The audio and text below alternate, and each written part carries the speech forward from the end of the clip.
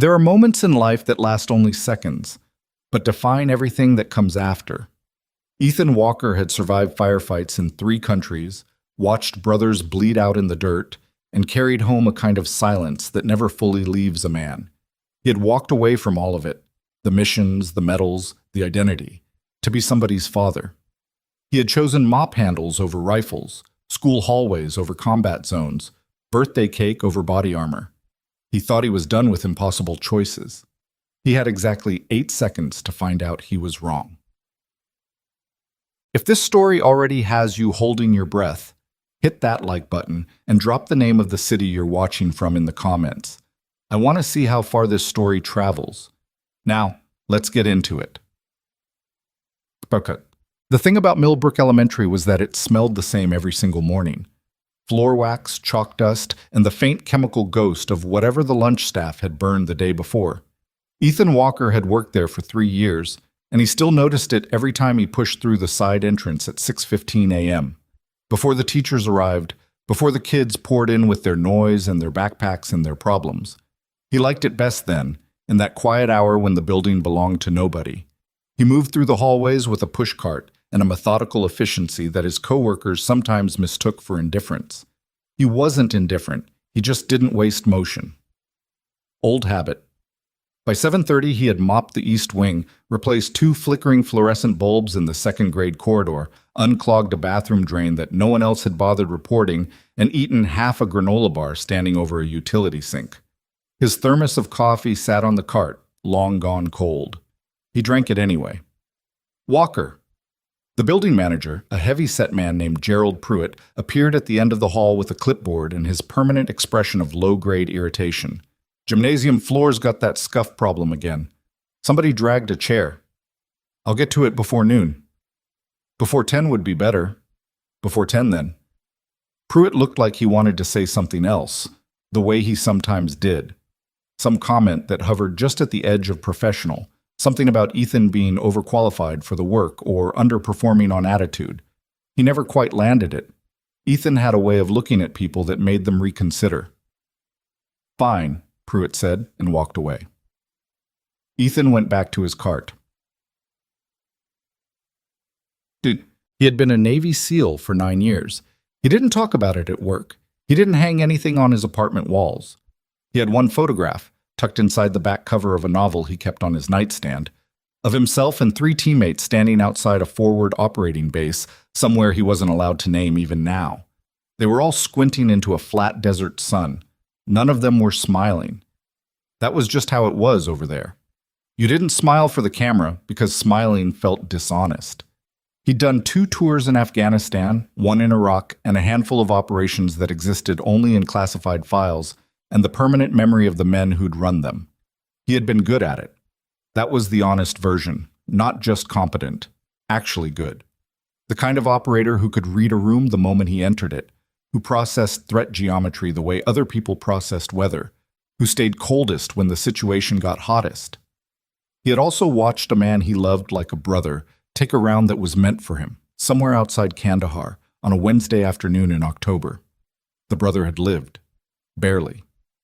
Ethan had carried him 400 meters to the extraction point, and he hadn't felt anything until he was sitting on the helicopter and his hands started shaking and he couldn't make them stop. That was the part they didn't put in the classified files. He left the Navy 14 months later. Mia was 4 years old, and she was growing up in his mother-in-law's house because he was never home, and his wife Rachel was fighting a cancer that had started in her lymph nodes and was quietly making plans to go elsewhere. He had come home for good and told himself it wasn't a retreat. It was a choice, the most important one he'd ever made. He believed that. Mostly, c'est ça. Rachel died on a Thursday in March, 18 months after his discharge. She was 31 years old. Mia was 5, and she understood death the way 5-year-olds understand it, which is to say she understood that her mother was gone, and that gone meant forever, but she didn't yet have the emotional vocabulary to process what forever actually weighed. That weight came later, in increments, as she got older and the absences accumulated. First day of school, Halloween. The second-grade play where every other kid had at least one parent holding a phone camera at a stupid angle, and Ethan held his, and he could see Mia searching the audience for a face that wasn't there. He never cried in front of her. He cried other times. In the car, mostly, at red lights. Or in the storage unit where he'd kept Rachel's things because he couldn't bring himself to put them anywhere permanent and couldn't bring himself to throw them away. He would go sometimes just to stand in there among her boxes, in the smell of old paper and lavender sachets, and let himself fall apart for 10 or 15 minutes, and then he would lock the unit and drive home and make dinner. He was not a man who talked about grief. He carried it the way he'd been trained to carry weight, distributed, efficient, without complaint. The problem with that method was that weight never actually gets lighter. It just stops feeling like weight and starts feeling like you. Mia turned 8 on a Friday in November.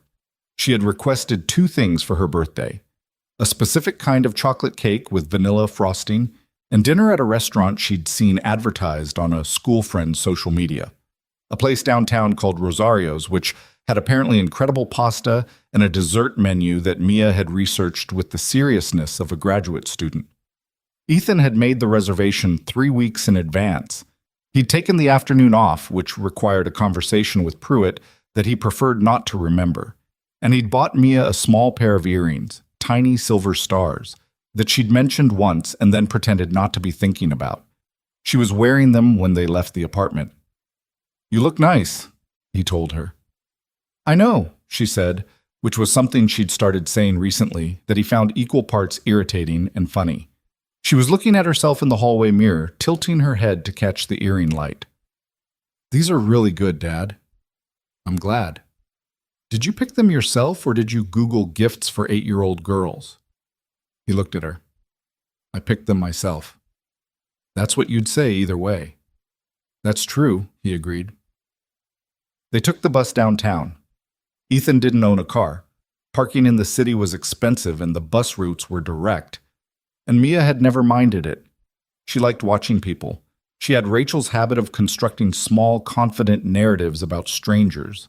That man was probably a musician. That woman had definitely just cried in a coffee shop. Those 2 kids were siblings, but only one of them knew they were adopted. Ethan had learned not to ask how she arrived at her conclusions. The answers were always elaborate.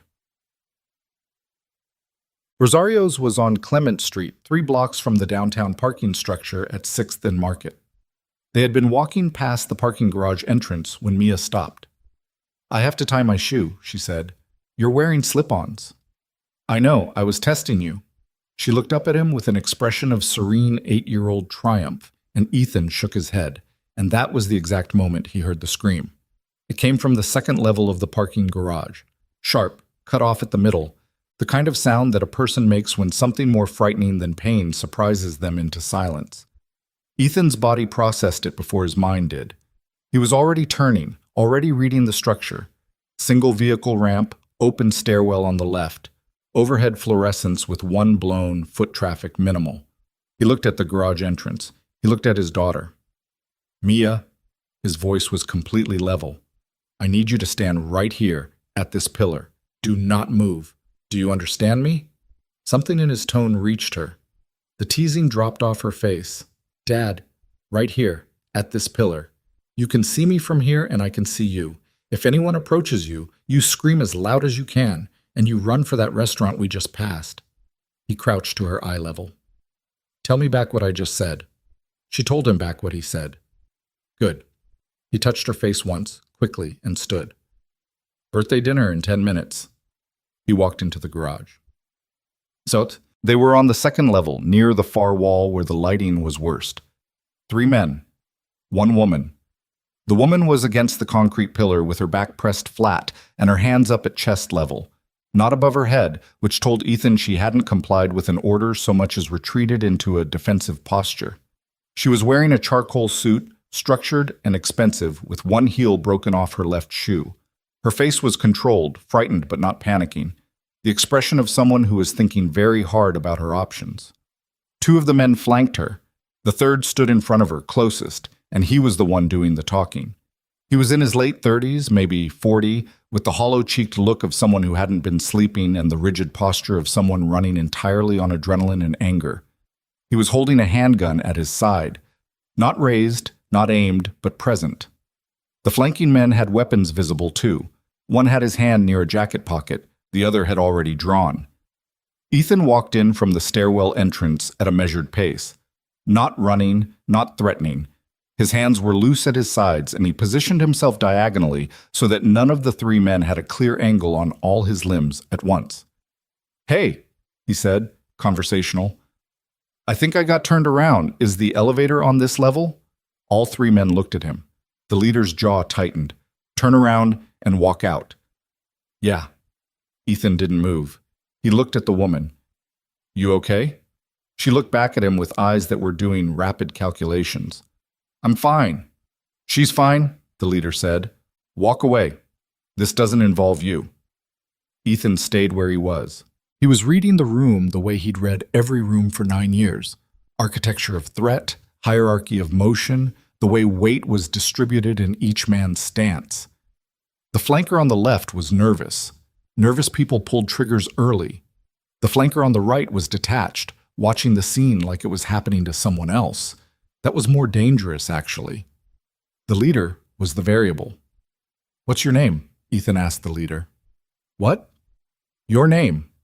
I'm asking because you look like a man who has a reason for being here, not just a reason to do damage. And I'd like to understand it before this gets worse than it needs to be." Something shifted in the leader's face. Not softened, but moved. He hadn't expected to be spoken to like a person. "Marcus," he said. And then, like the word pulled others after it without his permission, "Marcus Hale." "Marcus." Ethan nodded. "I'm Ethan. What happened?" It was the wrong question to ask if you wanted to de-escalate through logic. It was exactly the right question if you wanted to de-escalate through truth. Because people who are standing in parking garages with loaded weapons are almost never there because of a decision they made with a clear mind. They are there because something happened.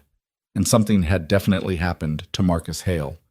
The gun came up then, not at Ethan but toward Olivia, and Marcus's voice cracked open down the middle. "Her company," he said. "Her company's software. It reviewed my wife's case and determined her treatment was statistically unlikely to succeed. Those are the words they used. Statistically unlikely." His voice was shaking now, the adrenaline converting itself into something that wasn't anger anymore, but hadn't become grief yet. She was 42 years old. She needed a bone marrow procedure. They ran her through their algorithm, and it said she was too expensive to save. They used an algorithm, and she died. The garage was very quiet. Ethan stood with his hands loose at his sides, and he listened. Not performed listening, but actually listened. Because what Marcus Hale had just described was not an abstraction to him. He knew that language. Statistically unlikely. He knew what it looked like on a form letter. He knew what it sounded like when a hospital administrator read it to you in a voice carefully designed not to convey apology because apologizing would imply fault. He knew what it felt like to sit across from someone explaining that the system had reviewed the data and arrived at a conclusion, and that the conclusion was that the person you loved most in the world would not be receiving the treatment she needed. And wasn't that just a tremendous shame? Rachel's treatment had been denied in the spring, 14 months before she died. Ethan had spent 3 weeks making phone calls and writing letters and filling out appeal forms, and then the denial was upheld.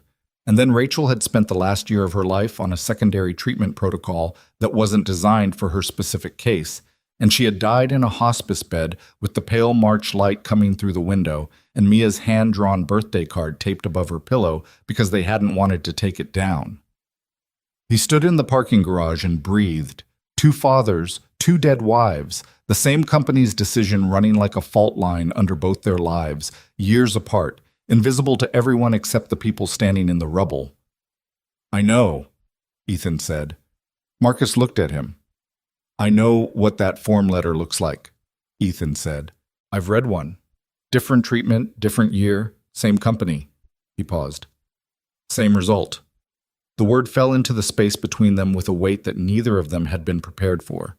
For a moment, 4 or 5 seconds that felt much longer, Marcus Hale just looked at Ethan Walker, and the gun drifted slightly downward, and the flanker on the left shifted his weight, and the woman against the pillar exhaled once, quietly, without moving. Then the flanker on the right moved. He grabbed the woman's arm. Ethan didn't decide. He just went. There's a thing that happens in trained combatants under extreme stress. Not an absence of thought, but a compression of it, where years of drilling collapse into something that operates below the level of conscious decision. The body executes while the mind catches up. Ethan had felt it before, in places he couldn't name, and he felt it now. He covered the distance to the right flanker in 3 steps. The wrist came up. He controlled it, redirected, used the man's own momentum. The gun skittered across the concrete. The flanker went down hard and stayed down. The left flanker spun and Ethan was already moving, inside his range, too close for the weapon to be effective. One controlled strike to the center of mass that took the breath out of him and folded him against a parked car. Marcus turned with the gun raised. "Don't," Ethan said. His voice was quiet and completely flat, and it was the voice of a man who had said that word in exactly this way to exactly this kind of desperation before. And Marcus Hale heard something in it that made his hand stop moving. They stood looking at each other across the concrete. "This doesn't fix it," Ethan said. "Hurting her. I understand why you're here. I understand it more than you know, but this doesn't fix it." Marcus's hand was shaking. The gun was still half raised. "My daughter is 10 years old," Marcus said. "She doesn't have a mother." "My daughter is 8, Ethan said. "She's standing outside this garage right now waiting for her birthday dinner." The gun lowered. Marcus Hale put his back against the pillar across from the woman he'd been threatening, and he sat down on the concrete floor, and he put his face in his hands, and the sound he made was not crying exactly. It was the sound of something that had been held too tightly for too long finally being released without anywhere to go. Ethan stood between him and the woman in the charcoal suit, and he kept his eyes on all 3 men, and he waited. "Are you hurt?" he said to her without turning. "No." Her voice was steady. Impressive, actually. "I'm not hurt." "Okay." Sirens were audible in the distance. Someone had already called. The 2 flankers were on the ground, one groaning, one still trying to catch his breath. Marcus hadn't moved. He was still sitting against the pillar with his face in his hands. Ethan exhaled. His hands were not shaking. They hadn't shaken for years. He wasn't sure anymore if that was something to be proud of or something to worry about. Behind him, the woman said, "What's your name?" "Ethan Walker." A pause. Then, "Olivia Bennett." He nodded once, didn't turn around, kept his eyes on Marcus Hale, who had not moved, who was sitting on the concrete floor of a parking garage with his face in his hands, grieving a woman who was already gone. The sirens got closer. Ethan thought about Mia standing at the pillar outside. He thought about birthday cake and silver star earrings and the specific pasta dish she had researched for 3 weeks. He thought about the form letter. He thought about Rachel. He stood where he was and waited for the police to arrive. The police took Marcus Hale away in handcuffs, and he didn't resist. That was the part Ethan kept coming back to. Later. Not the confrontation, not the disarming, not the 2 flankers being loaded into separate patrol cars with zip ties on their wrists. It was the way Marcus had stood up from the concrete floor when the officers arrived, put his hands behind his back without being told, and walked. No argument, no performance. Just a man who had run out of everything except the capacity to comply. The fight had left him the moment the gun came down, and what remained was something smaller and more broken than anger. Something that looked from a distance like relief. Ethan gave his statement to a detective named Rourke, who was in his 50s with a reading glasses problem and the weary precision of someone who had conducted approximately 9,000 of these conversations and found each one slightly less surprising than the last. He wrote down everything Ethan said. He did not write down the way Ethan said it. "You're a custodian," Rourke said partway through. "Yes. At Millbrook Elementary." "That's right." Rourke looked up from his notepad. It was a brief look, the kind that wasn't quite a question but wasn't not a question either. Then he went back to writing. Mia had been collected from the pillar outside by a female officer named Carver, who had the good instincts to crouch down to her level and talk to her like a person rather than a situation. When Ethan emerged from the garage 40 minutes later, Mia was sitting on a low concrete planter eating a granola bar that Carver had apparently produced from somewhere, telling Carver with complete composure that she had known something was wrong because her father used his flat voice. His flat voice? Carver said. He has different voices, Mia explained. Normal voice, tired voice, and flat voice. Flat voice means something is serious. She looked at Ethan approaching across the sidewalk. You okay? I'm fine, he said. You okay? Officer Carver gave me a granola bar. I see that. It's better than yours. He sat down on the planter beside her and she leaned against his arm and didn't say anything else for a while. And he put his hand on the top of her head and looked at the street and the ordinary people moving through it, and the restaurant 3 blocks away where there was a reservation under his name that he had missed by 45 minutes.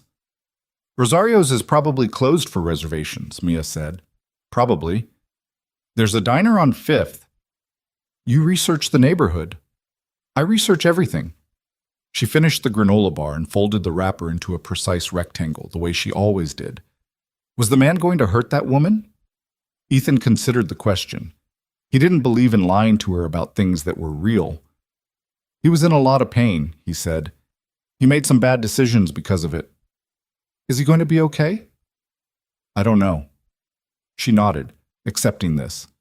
One of the things about Mia, one of the things he'd watched develop in her with something close to awe, was her ability to sit with uncertainty without filling it with false resolution. She had learned it early, the way children who lose parents young learn it, because the alternative is to spend your whole life waiting for answers that never come.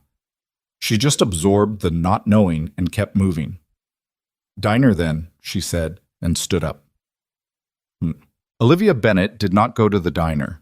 She was escorted to a private room in the precinct by 2 plainclothes officers and her personal attorney, who arrived with a briefcase and a blood pressure that was visibly elevated even through his suit jacket. The attorney's name was Philip Crow, and he had been Olivia's legal counsel for 6 years and had learned in that time that his job, fundamentally, was to stand between Olivia and the consequences of the decisions she made too fast. She had a way of making decisions too fast. It was, depending on the context, either her greatest professional asset or the thing most likely to end her. She sat in the precinct room and answered questions for 2 hours, and then she went home to her apartment on the 41st floor of a building overlooking the bay, and she stood in her kitchen in her ruined charcoal suit. The left heel had been retrieved and handed to her in a paper evidence bag, which was somehow the most surreal detail of the evening. And she poured herself 2 fingers of whiskey and stood at the window and looked at the lights.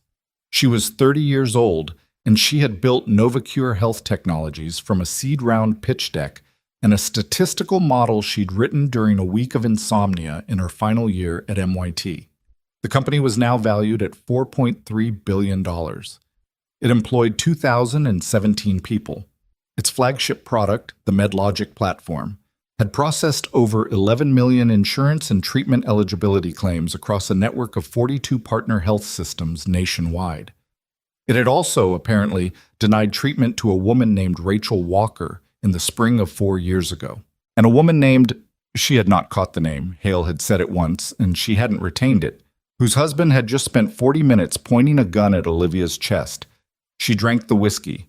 She didn't taste it. Philip had told her in the car not to look up anything related to the incident tonight. Wait for the official report. Wait for the full picture. Don't let an emotionally elevated response drive a professional decision. She had nodded, which she did sometimes when she had no intention of following advice but wanted to avoid the conversation about why. She set the glass down and opened her laptop. Ethan Walker wasn't hard to find. He wasn't private about his life. He simply wasn't online. No social media, no personal website, no opinion pieces. What existed was sparse and factual. A name in the school district's staff directory. A 3-line bio in an old community newsletter from 2 years ago about the school's maintenance team and, after she dug further than Philip would have wanted, a set of military service records that had been partially redacted but still told a substantial story. 9 years. Navy SEAL. Multiple commendations. An honorable discharge filed 14 months after his final deployment, citing family hardship. She found the obituary next. It wasn't hard to locate once she had the name. Rachel Walker, née Collins. 31 years old, survived by her husband Ethan and daughter Mia, age 5. The notice was brief and did not mention cause of death, the way death notices sometimes don't when the cause is the kind of thing families don't want to say plainly in newsprint. Olivia sat with it for a long time. Then she opened the internal access portal for Novocure's claims archive, a system she had legitimate root access to as CEO, though she hadn't personally used it in over a year. And she typed in the name. The file came back in 11 seconds. Rachel Ann Walker. Claim submitted April 14th, 4 years prior. Treatment recommendation. Targeted immunotherapy protocol, adjunct to existing secondary treatment. Estimated cost, $218,000. MedLogic assessment. Score, 34 out of 100. Eligibility threshold, 60. Recommendation, denied. Review basis. Statistical outcome probability below system threshold. Cost to projected benefit ratio outside acceptable parameters. 2 sentences. 11 words that mattered and a scaffolding of technical language around them designed, she recognized now, to make the conclusion sound inevitable rather than chosen. She stared at the screen for a long time. She had known, in the abstract, that MedLogic produced denials. Every risk assessment system did. The entire business model was predicated on accurate probability modeling, the idea that the platform could identify which treatments were medically justified against actuarial projection and which were statistically unlikely to produce sufficient outcome improvement relative to cost. It was, in the abstract, a defensible framework. Health systems had finite resources. Probabilistic modeling existed to help allocate them. She had built the model. She had presented it to partners. She had watched it scale. She had not, until this moment, sat in her kitchen at 11:30 at night with a whiskey glass and looked at the specific case of a 31-year-old woman whose name was Rachel Walker, who had a 5-year-old daughter named Mia, whose husband was a former Navy SEAL who now cleaned school hallways and had stepped into a parking garage tonight because it was the kind of man he was. 34 out of 100. That was what the system had decided Rachel Walker's life was worth trying for. Olivia closed the laptop. She didn't sleep. She found him 3 days later. Not through a private investigator. She'd considered it and rejected it because the move felt wrong in a way she couldn't fully articulate, like showing up to someone's house uninvited but with better logistics. Instead, she called Detective Rourke, who was professionally cautious but not unhelpful, and expressed that she would like to thank the man who had intervened on her behalf and asked whether he could pass along her contact information. Rourke said he would ask. Ethan called her the next morning from a number she didn't recognize. "Mr. Walker," she said. "Miss Bennett?" His voice was the same as in the garage, even not unfriendly but not warm either, a voice that didn't give things away without reason. "Detective Rourke passed along your message. I wanted to thank you. What you did was—" "You don't need to." She paused. Most people, when interrupted mid-sentence, either pushed back or fell over themselves apologizing. She did neither. She recalibrated. "I'd like to say it anyway." A brief silence. "All right. Thank you. Genuinely. You could have walked away. Most people would have. You didn't. My daughter was there," he said. "I didn't want her watching me walk away from that." Olivia absorbed this. It was a different kind of answer than she'd expected. Not false modesty, not heroic framing, just an honest statement about what had actually motivated him. She appreciated honesty. She encountered it less frequently than the salary she paid her executive team might have suggested. "I'd like to meet with you," she said. "In person. At your convenience." Another silence, longer this time. "Why?" "Because I owe you more than a phone call. And because I have something I'd like to discuss with you directly." "What kind of something?" It was not phrased as a question. She noticed that. "Something that concerns both of us," she said. "More than you know." He didn't respond immediately. She could hear background noise, a hallway sound, the distant echo of children's voices. He was at work. "I get off at 3:30, he said finally.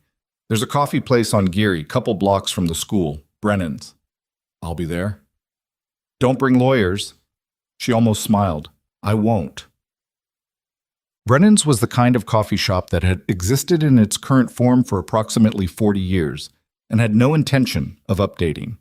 A long counter with fixed stools, booths with cracked vinyl the color of old mustard, a menu board with items that hadn't changed since the 90s, and coffee that arrived in heavy ceramic mugs without anyone asking whether you wanted oat milk.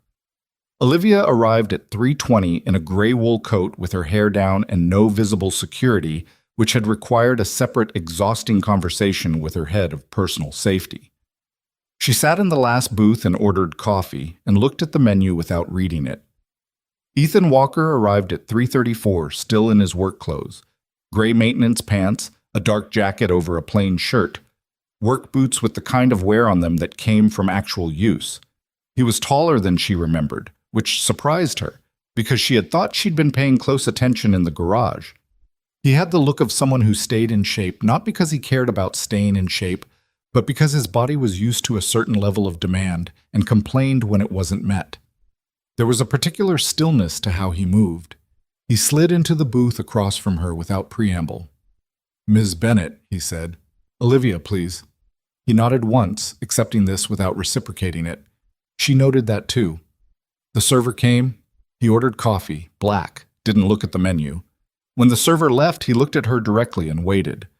Olivia had spent a significant portion of her professional life in rooms where someone was waiting for her to speak first, and she had developed a standard approach: control the frame, establish the purpose, move toward outcome. She started to do this now and then stopped, because something about the man across from her made the standard approach feel off.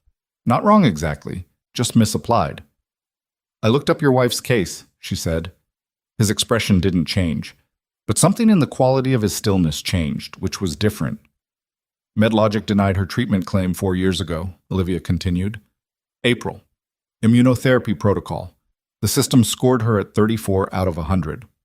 The coffee arrived. Neither of them touched it. "The threshold for approval is 60, she said. She was 26 points below what our algorithm required. Ethan looked at her.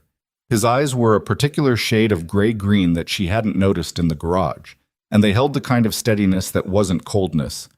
It was something else. Something that cost more than coldness to maintain. "I know what the threshold is," he said. "I spent 3 weeks on the phone with your company's appeals department." "I know." They sent me a letter with a case number and a sentence about how the decision had been reviewed and upheld. His voice was still even. That was almost worse than if it hadn't been. 2 sentences. That was the letter I got. I read it. He was quiet for a moment. "Why are you telling me this?" "Because you deserve to hear it from me directly. Not from a form letter, not from a case number." She paused. "And because I need to understand what my company did." "What your company did?" he repeated. Not sarcastically, just carefully. "I built MedLogic," Olivia said. "I wrote the underlying model. I know how it works, yeah. The logic of it, the actuarial framework, the cost-benefit calculus. I can explain every decision tree in the system." She stopped. "But sitting in front of you, I realize I cannot explain your wife." Ethan looked at her for a long moment. "Her name was Rachel," he said. "She liked terrible reality television, and she made the best tortilla soup I've ever had, and she used to read Mia 3 books every night, even when she was exhausted from treatment, because she said the routine mattered more than her energy level." He picked up the coffee mug, set it back down without drinking. "She was a person, not a probability." "I know. Your system didn't." "No," Olivia said. "It didn't." The booth held the silence between them. Somewhere behind the counter, someone was running a blender, and it stopped, and the quiet after it felt enormous.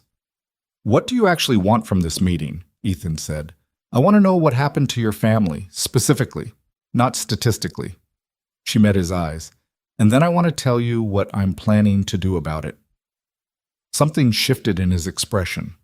Not softening, but a very slight recalibration. The way a man looks when something he expected to deflect turns out not to require deflecting. "Mia was 5 when Rachel died," he said. "She started 1st grade that fall. I used to drive her to school every morning, and she would ask me, every single morning for about 4 months, when her mom was coming back. Not because she didn't understand. She understood. She just needed to keep asking." He paused. "I got a job at her school because I couldn't afford separate childcare. The school district had benefits. The hours lined up with school hours, so I could pick her up every day." "And before the denial," Olivia said carefully, The treatment? Do you know what it might have done? Her oncologist thought it could have extended her remission by 2 to 4 years, maybe more. It wasn't a guaranteed cure. Nothing was a guaranteed cure. He looked out the window at Geary Street. But 2 to 4 years would have been second grade, third grade. The school play where Mia drew a birthday card and Rachel never got to see her in it. He was quiet. Your algorithm calculated that 2 to 4 years of a 31-year-old woman's life was not a cost-effective outcome. Olivia didn't say anything. There was nothing to say that wouldn't be inadequate. I'm not telling you this so you feel bad, Ethan said. He turned back from the window. I'm past the stage where other people feeling bad helps me. I'm telling you because you asked, and because Rachel deserved to be known by the people who made decisions about her life. A pause. Even after the fact. Olivia nodded. What are you planning to do? He said. Not a question exactly, a demand for specificity. Shut down MedLogic, she said. The current version. Completely. He looked at her with the steadiness that she was beginning to understand was not detachment, but something closer to its opposite, a fullness of attention that he kept very controlled because the alternative was too expensive. That's a $4 billion decision, he said. Yes. Your board will fight you. Yes. What happens to the partner health systems using it in the meantime? 11 million claims already processed. She blinked. He had read the news coverage, or he had looked it up himself, or both. We audit them. Every denial that fell within a specific scoring band, cases like Rachel's, cases like Marcus Hale's wife, we review them individually, not algorithmically, with actual clinicians and ethicists. That would take years. Probably. And cost a significant amount. Yes. He studied her. Why are you telling me this before you've done it? You could have done it and then sent me a letter. Because you're not a form letter situation, she said, and because I wanted to ask whether you'd be willing to help. The word sat between them. Help, he repeated. I need someone who understands what these denials actually do to families, not in the abstract. Someone who can sit across from a board of directors and explain, specifically and without theatrics, what a 34 out of 100 score means in a real person's life. She held his gaze. You're very good at explaining difficult things without theatrics. Something crossed his face that was almost wry, not quite, but close. That's a strange thing to observe about a person you met in a parking garage 3 days ago. I'm observant, she said, and I'm rarely wrong about people. Rachel used to say the same thing. A beat. Was she? Olivia said. Rarely wrong? About people? Almost never. A pause. About reality television, frequently. She thought every season of every show was going to turn out differently. Olivia surprised herself by almost laughing. Ethan didn't laugh, but the corner of his mouth moved slightly, which she was beginning to understand was the equivalent. They talked for another hour and 20 minutes. Not about the board, not about the legal exposure, not about the media implications of a CEO voluntarily dismantling her flagship product. They talked about MedLogic's architecture, what it actually was, how the scoring system worked, where the inputs came from, and where they failed to account for the messiness of actual human physiology and circumstance. Ethan asked specific questions, not emotional ones, structural ones, the kind of questions that came from someone who had spent years understanding how systems worked and where they broke down. At some point, Olivia realized she was talking to him the way she talked to her best engineers, directly, with assumption of competence, without the simplifying she did in board presentations or investor calls. You've thought about this, she said. I had 3 weeks of appeals calls, he said, and then 4 years of thinking about it afterward. You do the math. When they finally left Brennan's, it was past 5 and the light had gone flat and gray. They stood on the sidewalk with some space between them. I'll think about what you asked, he said. That's all I'm asking. He nodded, turned to go. Ethan. She said it before she'd decided to. He stopped. I'm sorry, she said. For Rachel. Not on behalf of the company. Not as a liability statement. I'm sorry that it happened, and I'm sorry it took a parking garage and a man with a gun for anyone from Novacure to look you in the face and say that directly. He was quiet for a moment. It's a start, he said. Not forgiveness, not absolution, just an acknowledgement that the word had landed and that it was something, even if it wasn't enough. He walked away down Geary Street and she watched him go and then stood in the November cold and understood for the first time in 3 days of not sleeping what she was actually going to have to do.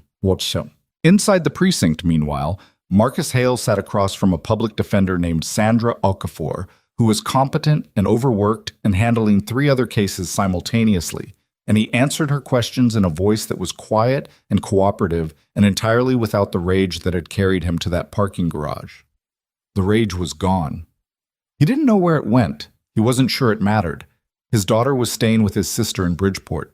She was 10 years old and her name was Cora, and she had her mother's laugh, the specific rhythm of it, and Marcus could not yet think about Cora for more than a few seconds at a time without something in his chest doing something he couldn't manage in public.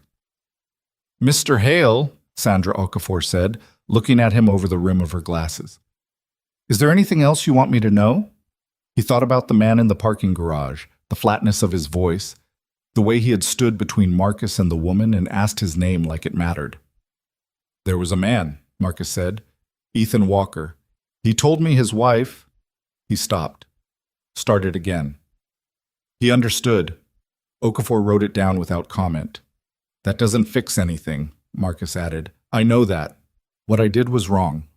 I know that too." He looked at his hands folded on the table. "I just want Cora to understand eventually that I loved her mother, and that loving someone and losing them doesn't always come out in the right directions." Sandra Okafor looked at him over her glasses for a moment. "I'll note that for the record," she said, which was not the same as comfort, but was all she had to offer. And Marcus Hale accepted it because it was honest, and honest was the only currency he had left. The board meeting was scheduled for 9 a.m. on a Tuesday, and Olivia was in the office by 6. Not because she needed the extra hours to prepare. She had been preparing for 72 hours straight, moving through her apartment in the particular state of sleepless focus that she recognized from graduate school, from the early startup years, from every moment in her life when the stakes had gotten high enough that her body just stopped requiring sleep and started requiring answers instead. She was in the office at 6 because she needed the building to be quiet, and because she needed to sit in her own chair at her own desk and look at the city through the floor-to-ceiling glass and remind herself who she was before the room filled with people who were going to tell her who she should be. Novocure's headquarters occupied the top 3 floors of a tower on Market Street. The executive suite was on the 47th floor, which meant the view included the bay, the bridges, and on clear mornings, the faint suggestion of mountains on the eastern horizon. Olivia had chosen this office not for the view, but for the light. It came from the northeast in the mornings, and it was honest light, the kind that didn't flatter anything, which suited her. She had always preferred to see things clearly, even when seeing clearly was inconvenient. She had the MedLogic audit on her screen. 3 weeks of internal analysis, commissioned quietly through the company's own ethics division, a department she had created 2 years ago and underfunded and largely ignored, which was its own uncomfortable truth. The lead analyst was a woman named Dr. Patricia Souza, who had a background in bioethics and the blunt communicative style of someone who had spent a career explaining hard things to people who didn't want to hear them. Souza had delivered the full report on Friday afternoon. Olivia had read it 3 times. The numbers were not good. In the previous 4 years, MedLogic had processed approximately 11.4 million claims across its partner network. Of those, 847,000 had been denied. Of the denials, Souza's team had conducted a statistical deep dive on a representative sample of 12,000 cases, the ones falling within a specific scoring band between 28 and 48 out of 100, the zone where the margin between approval and rejection was narrowest, and the human variables were most significant. What Souza found was that within this band, the algorithm's core weighting structure systematically undervalued 3 categories of patient profile. Younger patients with atypical disease presentations, patients from lower-income zip codes whose treatment histories were less documented, and patients whose primary language was not English because the system's intake data skewed toward English-language medical records and produced thinner data profiles for speakers of other languages. In simple terms, the algorithm wasn't equally wrong. It was wrong in specific directions, and those directions consistently pointed away from the people with the least institutional advocacy. The report estimated that between 14,000 and 22,000 cases in the full denial pool might have produced meaningfully different outcomes with treatment, not certainties.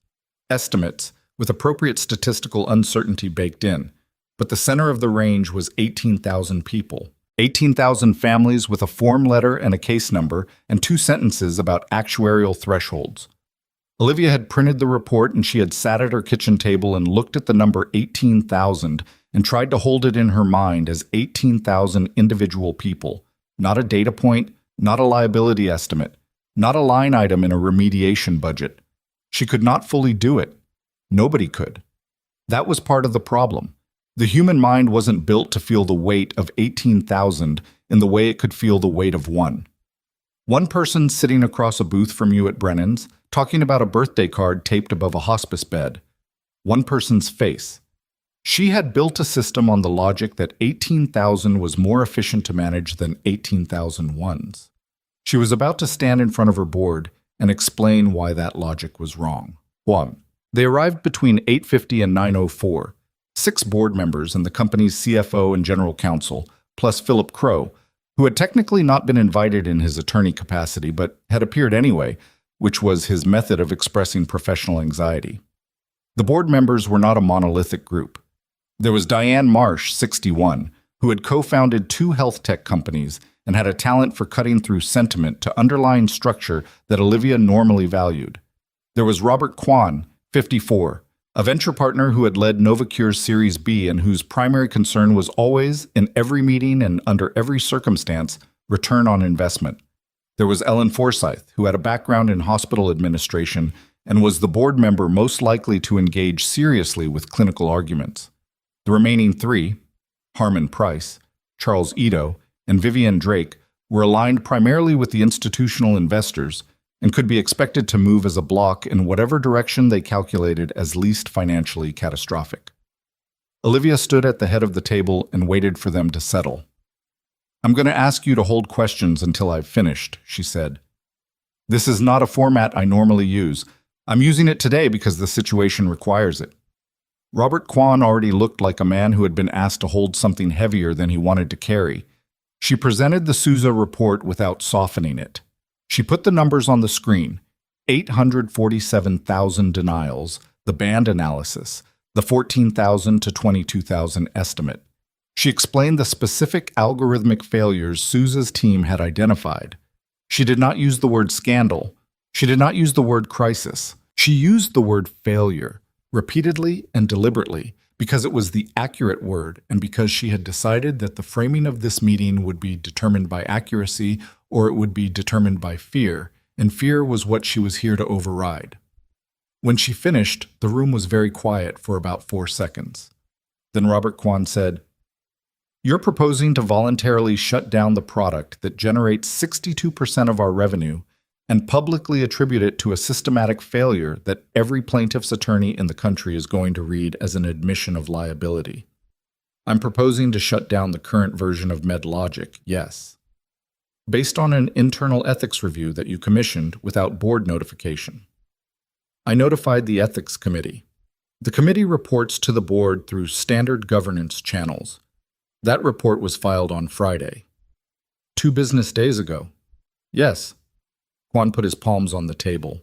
He was the kind of man who used his hands to claim physical space in rooms where he felt his authority was being challenged. "Olivia, the legal exposure here is..." "Philip, tell her." Philip, from his position slightly behind the main table, said, "The exposure is significant, and I've advised accordingly." "I know your advice," Olivia said. "I've read it. I'm not ignoring it. I'm making a different decision than it recommends." "A different decision," Diane Marsh said. Marsh had been quiet until now, which was unusual. She was watching Olivia with an expression that Olivia couldn't fully read, somewhere between professional assessment and something more personal. "Walk me through the alternative, specifically." Olivia had been waiting for Marsh to ask this. Of everyone in the room, Marsh was the one who actually listened to specifics. "We take MedLogic offline within 30 days. We announce publicly that we've identified systemic flaws in the algorithm's weighting structure and that we're conducting a comprehensive review. We establish a dedicated remediation team, not just legal, clinicians, ethicists, patient advocates, to review all cases in the flagged band retroactively. We create a patient support fund with an initial commitment of $200 million, and we bring in external oversight, an independent board with no financial stake, to monitor the remediation process. The number landed in the room the way numbers like that always did, with a slightly dull sound, like something heavy dropped on carpet. 200 million, Quan said. To start. To start? He turned to Charles Ito. You're hearing this. I'm hearing it, Ito said. This will not stay at 200 million. The litigation alone... The litigation will be worse if we wait, Olivia said, because the Sousa report exists.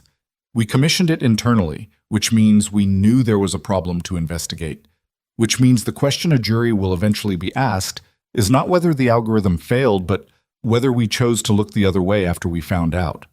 She looked around the table. We didn't look the other way. I didn't look the other way. I'm standing here telling you what we found and what we're going to do about it. That distinction matters, legally and in every other way. It matters less than $200 million, Quan said. Then we disagree about what matters. Ellen Forsyth leaned forward. She had a hospital administrator's practicality about her. She dealt in real-world constraints, and she didn't indulge sentiment, but she also had more clinical credibility than anyone else in the room. The remediation process you're describing, reviewing 847,000 denials, not all of them. The flagged band, approximately 180,000 cases. That's still a large number. Yes, I know. That's the point. Olivia looked at her. Ellen, you ran a hospital system for 12 years. How many of those 180,000 families do you think are sitting on their rights because they don't know how to file a lawsuit? A silence. Most of them, Forsyth said. Most of them, Olivia agreed, which means our actual exposure in a do-nothing scenario isn't the 200 million we'd commit proactively. It's whatever a plaintiff's attorney extracts over 10 years of litigation once a journalist connects enough dots, which they will. Because the Sousa report exists. Because Detective Rourke's incident report from last Tuesday exists. Because Ethan Walker exists. Walker, Quan said. The custodian. The word had a specific coloration the way he said it. Not contemptuous exactly, but distancing, the way people in rooms like this sometimes used occupational descriptors to manage the human weight of a situation. Olivia had done it herself, probably. Not today. He was a Navy SEAL for 9 years, she said. He also had his wife's treatment denied by our platform 4 years ago. She died. His daughter is 8 years old. She paused. He's also the man who chose to walk into that garage instead of walking past it, which is the reason I'm sitting at this table rather than not sitting here. She let that land. I'd use his job title carefully if I were in this room. A different quality of silence. Diane Marsh picked up her pen, clicked it once, set it down. What's the vote structure, she said, for an emergency restructuring of this scale? Majority of the board plus my authorization as CEO. So you need 4 of us. Yes. Marsh looked at the table, at the Sousa report on the screen, at Olivia. You have one, she said. The vote was 4-2. Forsyth came with Marsh, and after 45 minutes of tense back and forth that Olivia had not fully scripted but had partially anticipated, Harmon Price surprised the room by voting yes, not on moral grounds, but because he had done his own litigation math and concluded that Olivia's projection was more accurate than Quan's. Quan and Ito voted against. Vivian Drake abstained, which was the board equivalent of standing very still and hoping the room forgot you were in it. By noon, Philip Crow was in Olivia's office with 3 associates and a whiteboard, beginning the legal architecture of what they were calling, for internal purposes, project remediation, because they hadn't yet decided on external language and naming something made it more real than some people in the process were ready for. Olivia left them to it at 2:15 and went downstairs. Guess. She had texted Ethan that morning. Brief. Board meeting today. Decision made. Can we talk tonight? He had responded 3 hours later, in the middle of what she now knew was his afternoon shift. 6 p.m. Same place. She was at Brennan's at 5:50. He arrived at 6:02, still in work clothes, with a smear of something, paint maybe, or sealing compound, on his left forearm that he hadn't noticed or hadn't bothered with. He sat down across from her and the server materialized and he ordered coffee without looking up. When the server left, he said, "What did they decide?" "We're shutting MedLogic down, proactively, within 30 days. He was very still. "There's a remediation fund," Olivia continued. $200 million to start, more likely. We're reviewing the flagged cases, roughly 180,000 claims in the scoring band where the algorithm's failure was most significant. She paused. Rachel's case will be in the review. What does that mean in practice? It means a clinical team and a bioethicist will look at her file and determine what the appropriate outcome of a correct assessment should have been. It won't change what happened, but it will be documented, officially. And there will be, a compensation process for families affected. Something moved across his face. It was brief and complicated, and she didn't try to name it. I don't want money, he said. I know. I have enough to get by. We do fine. She looked at him. Ethan, you work a custodian shift to be at the same school as your daughter because you can't afford separate childcare. You ride the bus because a car is an unnecessary expense. You have a storage unit full of your wife's belongings because moving them somewhere permanent costs more than the monthly rental. She stopped. I'm not saying this to embarrass you. I'm saying it because fine isn't what you deserve, and what I'm trying to build requires you to understand the full scope of what we owe. He looked at her. The steadiness was there, but something behind it was working. She could see it, just barely, the way you could see the mechanism of something moving behind glass. You looked me up pretty thoroughly, he said. Yes. Does that bother me? He seemed to be asking himself as much as her. Probably should. I can tell you everything I looked at, if you want. No. He picked up his coffee. You already knew most of it when you walked into this booth the first time, didn't you? Most of it. And you still asked me to help instead of just handing me a check. Yes. Why? She considered the honest answer, which was also the complicated one. Because a check solves your material problem and nothing else. And because what I'm trying to build, the remediation process, the new framework for how Novacure operates going forward, needs people who understand what these decisions cost when they're wrong. Not theoretically. Actually, I have ethicists, I have attorneys, I have analysts. She paused. I don't have anyone who has sat across from a hospital administrator and been told that their wife's life was statistically unlikely to succeed. He set the mug down. There are 18,000 families like mine, he said. He had read the report. She had sent it to him the previous day.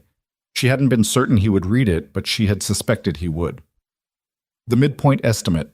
Yes. Families who got that letter. Yes. He was quiet for a long moment. Outside on Geary Street, the evening foot traffic moved past the window. People with grocery bags and phone screens and the ordinary business of their lives, none of it touching the booth they were sitting in. If I do this, he said, I want something specific. Tell me. I want the review process to be done by actual human beings. Not another algorithm, not a scoring system. People who read the files and make decisions about people. That's the plan.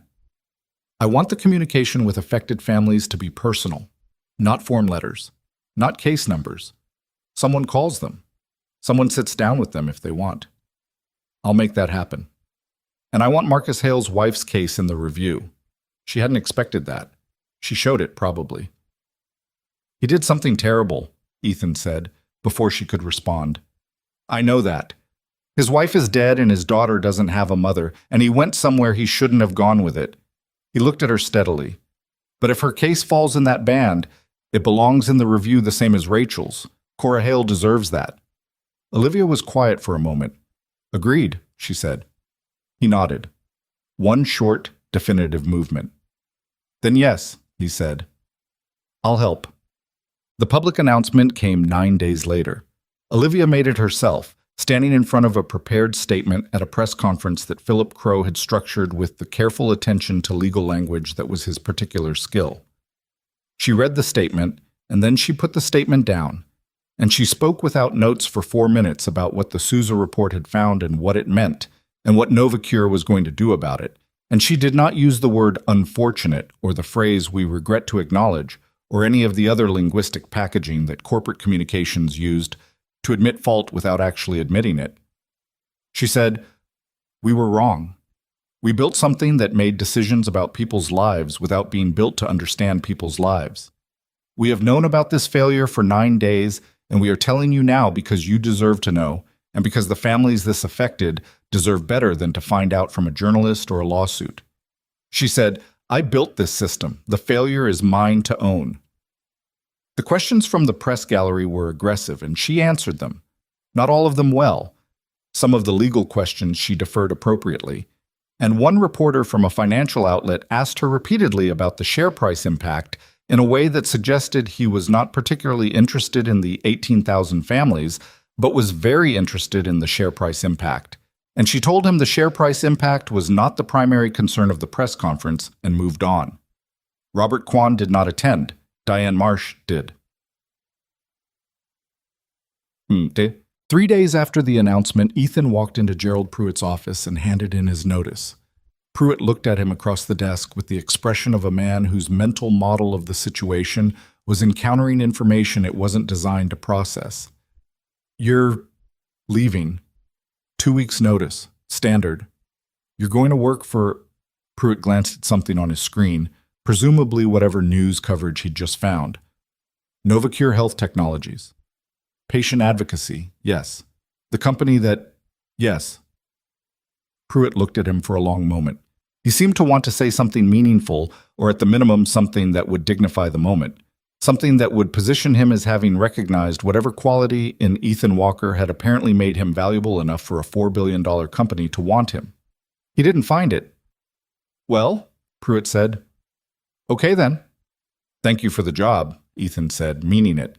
Not sarcastically, not generously, just accurately. The job had been what he needed when he needed it, and that was worth acknowledging. He went back to finish his shift. He mopped the gymnasium floor. He replaced a paper towel dispenser in the second-grade bathroom. He fixed a stuck window in the library that had been stuck for 2 weeks and that he'd been putting off because the latch required a particular combination of upward pressure and lateral rotation that was annoying to explain and easier to just do yourself when you got to it.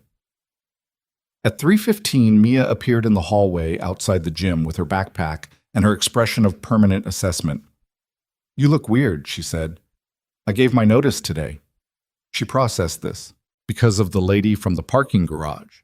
Because of what I decided to do after the parking garage. "What are you going to do?" "Help people," he said. Specifically, not in the abstract. She thought about this with the seriousness she applied to things that mattered. "Is it going to pay more?" "Yes." "Good. The bus is fine, but a car would also be fine." He almost smiled. "I'll keep that in mind." She fell into step beside him as he pushed the cart toward the supply closet. They had done this walk every afternoon for 3 years. The end-of-day cart run, the locking of the closet, the 30-second detour past the bulletin board where someone always put up notices that Mia read with the thoroughness of a person who found human beings genuinely interesting. "Dad," she said as he locked the closet. "Yeah." Mom would have thought this was the right thing. He looked at her. She was looking at the bulletin board, reading something about a parent volunteer event, her face calm and matter-of-fact, the way it was when she said true things that she understood were important, but didn't want to perform the importance of. "Yeah," he said. She would have. They walked out of Millbrook Elementary for the second to last time, through the side door that smelled of floor wax and chalk dust and the faint chemical ghost of the lunch program's worst ambitions, and out into the November air, and Ethan let the door close behind him and didn't look back. What he didn't know yet, what he would find out in the weeks ahead as the remediation process began to take shape and the first round of family notifications went out and the calls started coming in, was that the 18,000 number would grow. Not because Sousa's team had made an error, because the band they'd analyzed had been conservative. As the full audit expanded case by case, the clinical reviewers were finding patterns in parts of the denial pool that hadn't been flagged in the initial statistical pass. Families in rural areas where treatment facilities were underrepresented in the system's training data. Children with pediatric conditions that the adult-weighted model hadn't adequately accounted for. Elderly patients whose cases had been scored against actuarial tables that essentially penalized age. Dr. Sousa presented these findings to the remediation team in the third week of December. It was a Tuesday morning. The conference room had a whiteboard that no one had erased from a previous meeting. Someone's flowchart in green marker, half finished, arrows pointing to boxes that didn't have labels yet. Ethan sat at the end of the table and listened. When Sousa finished, the room was quiet, the way rooms are when everyone understands that the number they'd been operating around has just gotten larger. "How large?" Ethan said. Sousa looked at her notes. Current revised estimate is between 31 and 44,000 cases in the broader review pool, with higher confidence intervals than the initial analysis. She paused. That's the number of cases where there's meaningful clinical basis to argue the denial was algorithmically incorrect. The room held it. Olivia, seated midway down the table, had her pen in her hand and was not writing anything. She was looking at the whiteboard with its half-finished flowchart and its unlabeled boxes. Ethan thought about Rachel's form letter. 2 sentences, the particular weight of a case number. "Then we review them," he said. "All of them." No one in the room disagreed. It was the beginning of something that would take years and would cost more than anyone in the original board meeting had calculated and would be, in the accounting of any reasonable observer, deeply imperfect in its execution, late in some cases, insufficient in others, unable in every case to return what had actually been lost. But it was the beginning, and in a situation built entirely on endings, beginning was not nothing. January came in cold and gray. The kind of cold that didn't announce itself dramatically, but just settled over the city and stayed, the way certain truths do. Ethan's first day at Novacure fell on the second Monday of the new year. He arrived at 7:50 in the morning, wearing the same dark jacket he'd worn to Brennan's, because he owned 3 jackets, and this was the best one. And he stood in the lobby of a building he'd only ever looked at from the outside and told the security desk his name and waited while they found it in the system. The woman at the desk had to look twice, not at him, at the screen, like the name and the position attached to it were an unusual combination. "Director of Patient Advocacy," she read. "That's right." She printed the badge and handed it to him, and he took the elevator to the 43rd floor, where the remediation team had been given a suite of offices that had previously belonged to the company's expansion planning division, which had been quietly dissolved 3 weeks earlier when it became clear that expansion was not the immediate priority. The suite was not finished. There were still whiteboards with the previous team's planning grids on them, and one wall had been half repainted and then apparently abandoned, and the furniture had been moved in without anyone deciding where it went, so desks sat at odd angles to each other, and one conference room had 4 chairs but no table. Ethan stood in the doorway of his assigned office, a room with a window facing an air shaft and a desk that was slightly too large for the space, and looked at it for a moment. Then he went and found the supply closet, located a level 2 floors down, borrowed a dolly, and spent 40 minutes reorganizing the common area furniture into a configuration that actually made sense for how a team would use the space. 3 remediation team members arrived at 8:30. They found their shared workspace in something approaching a logical layout, and Ethan Walker at the whiteboard in the main room, reading the half-finished flowchart that had been on the board since Dr. Sousa's December briefing. "You're Walker," said the first one through the door. Her name was Jess Tron, 32, the team's lead case coordinator, who had come from a patient advocacy nonprofit and had the particular energy of someone who had spent years doing important work with inadequate resources and was still deciding whether adequate resources were a gift or a test. "I am," Ethan said. "I thought you were starting today." "I did start today." She looked at the rearranged furniture. "Did you? It was illogical before." She looked at the furniture again, and then at him, and then she put her bag down and said, "The chair by the window is mine. I need natural light, or I get terrible by noon." Noted. Bestätigen. By 9 o'clock, there were 11 people in the suite, which was the full initial staffing of the Patient Advocacy Division, case coordinators, clinical liaisons, 2 bioethicists on contract, a data analyst named Priya, who had transferred from NovaCure's main tech team and had strong feelings about how the case management system should be structured, and a communications specialist named Derek, who was responsible for the personal outreach protocol that Ethan had insisted on in his conversation with Olivia. Derek had come prepared with a draft outreach script. He put it on the table at the 9 o'clock kickoff meeting and slid copies around. Ethan read the first paragraph. He put it down. "This is a form letter," he said. Derek looked at him with the patience of someone who had written many communications documents and been told they were wrong by many people who had not written many communications documents. "It's a template. There's a distinction." "What's the distinction?" "A template allows for personalization. The case coordinator fills in the specific details, name, case number, treatment type, and then sends it. After personalizing, yes." Ethan looked at Jess Tran, who was reading the draft with her mouth slightly compressed. "What do you think?" he said. She looked up. "I think if I received this letter after 4 years of silence, I would use it to line a birdcage." Derek did not look thrilled. "The legal team approved the language specifically. The legal team approved it to limit exposure," Ethan said. "That's their job. Our job is something different."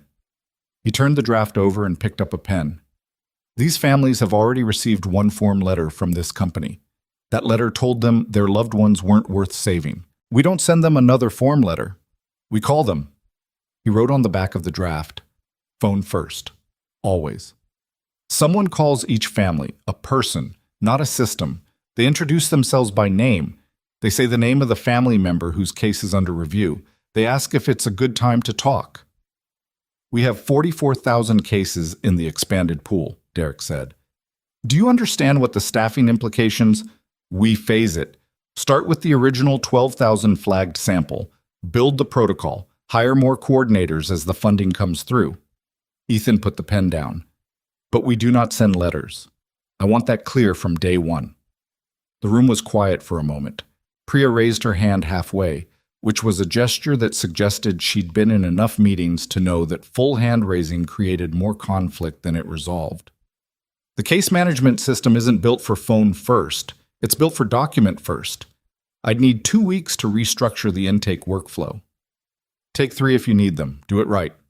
She nodded, already pulling up something on her laptop. That was the first morning. It did not get simpler after that. Olivia had told him, in their last conversation before he started, that his job would have a formal title and an informal function, and that the informal function was more important. The formal title was Director of Patient Advocacy. The informal function was, as she put it without particular delicacy, being the person in every room who remembered why the room existed. He understood what she meant within the first week. The remediation process involved legal, clinical, financial, communications, and tech. 5 teams with 5 different primary concerns, all of which were legitimate, and some of which were in direct tension. Legal needed documentation that limited liability. Clinical needed documentation that was medically accurate. Financial needed a cost projection that didn't bankrupt the company. Communications needed language that was honest without being so honest that it created additional legal exposure. Tech needed time to build systems that everyone else needed immediately. Ethan sat in meetings with all of them. He said relatively little in most of these meetings, and what he said tended to be concrete and specific. Not visionary, not motivational, not the kind of speech-making that he didn't have the wiring for. When legal produced an approval denial matrix for the remediation fund that classified certain categories of case as ineligible based on time elapsed since the original denial, he asked them to explain the cutoff. When they explained it, he asked them to explain it again, but to imagine explaining it to a family who had been waiting 4 years. When they revised the matrix, he read the revision and identified 2 categories that still had the same problem wearing different language. Philip Crow said to Olivia, at the end of the second week, that Walker was the most effective non-lawyer he had ever watched work a legal process. Olivia said, He spent 9 years in environments where poorly worded rules got people killed. He has a very sensitive ear for language that sounds like something and isn't. The board didn't go quiet after the vote. That would have been too easy. Robert Kwan resigned his board seat in the second week of January, which was anticipated and was not, in itself, a crisis. He released a statement citing strategic disagreements, which was the boardroom equivalent of saying you were leaving a job to pursue other opportunities. True in its way, useful to no one. Charles Ito stayed but was visibly and persistently difficult in every subsequent board meeting, requiring Olivia to argue for remediation budget approvals that should have been straightforward and weren't. The share price dropped 22% in the first 3 weeks after the announcement. This was the number that appeared in financial coverage, in analyst reports, in the kind of breathless tech media that treated stock movement as the primary metric of all human activity. 22%. Olivia read about it the way you read about weather, acknowledging its reality, adjusting for it, not allowing it to become the lens through which everything else was assessed. What the financial coverage did not dwell on, because it was harder to make into a chart, was that Novocure's existing health system partners had not, as many observers predicted, immediately terminated their contracts. 3 had issued public statements of support. 2 had requested detailed briefings on the remediation process, and then, after those briefings, issued statements expressing confidence in the company's direction. 1, a regional hospital network in the Mid-Atlantic, had proactively asked to participate in piloting the human review model that would eventually replace MedLogic. Ellen Forsyth had made that call personally. She had connections in that network going back to her hospital administration years. And she had spent a week on the phone making the case in the way that people who understand healthcare systems make cases, not through press releases, but through relationships and the specific currency of professional trust accumulated over decades. She told Olivia afterward, they're not doing it because they think it's good for Novocure. They're doing it because they're tired of defending automated denials to grieving families, and they want a better answer. That's a better reason, Olivia said. Yes, Forsyth agreed. It is. The first family calls began in the 3rd week of January. Jess Tran's team had spent 2 weeks preparing, not just rebuilding the intake workflow with Priya's help, but something more difficult and harder to systematize, figuring out how you actually called a stranger and told them that a decision made about someone they loved years ago had been wrong. There was no script for that. Ethan had been right about the letter, but the absence of a script created its own problem because a coordinator who froze or said the wrong thing or used the wrong tone could cause harm with the best intentions. They did role plays. Jess ran them herself, playing the family member with the full range of responses, so grief, anger, suspicion, exhausted silence. She was good at it in an uncomfortable way. She had done this kind of work long enough to know exactly how people sounded when systems had failed them. Ethan sat in on 2 of the preparation sessions. He didn't run them. He watched, and afterward he told Jess one thing. Don't let them apologize before they listen. The apology can wait. The listening can't. The first real call went to a woman named Patricia Drummond in Ohio, whose husband had died 2.5 years earlier. His case number was in the middle of the original flagged band. His treatment denial had preceded his death by 16 months. The coordinator who made the call was a young man named Anthony, 26, who had come from a hospital social work background and who was, by Jess's assessment, the team member most naturally suited to difficult conversations. He made the call at 10 in the morning from a small office with the door closed. The call lasted 41 minutes. When he came out, his face had the look of someone who had just carried something heavy. Ethan was in the hallway. How'd it go? He said. Anthony thought about it. She cried for about 10 minutes. Then she asked me to read her the specific wording of the denial letter they'd sent her husband. He stopped. I read it. Then she said she'd read that letter so many times she had memorized it, and she had wondered for 2 years whether she was right to be angry or whether the company was right, and she was just looking for someone to blame because blaming someone hurt less than accepting it. He paused. She said it helped. To hear that someone looked at it and said the system was wrong. Ethan said, Good. Is it enough? Anthony said. The question was genuine, not rhetorical. Ethan looked at him steadily. No, he said. But it's a start, and she's allowed to decide what to do with it. Our job is to make sure she has the truth. Anthony nodded. He went back inside to write his case notes, and Ethan went back to the conference room where the clinical review team was waiting to discuss the updated scoring criteria for the second phase of the audit. The day did not slow down after that. The news about Marcus Hale's wife came through in early February. Her name had been Diana Hale. Her case had fallen in the flagged band, a score of 39 denied in the spring of 3 years prior. The clinical review team found that her case had several characteristics the algorithm had weighted incorrectly.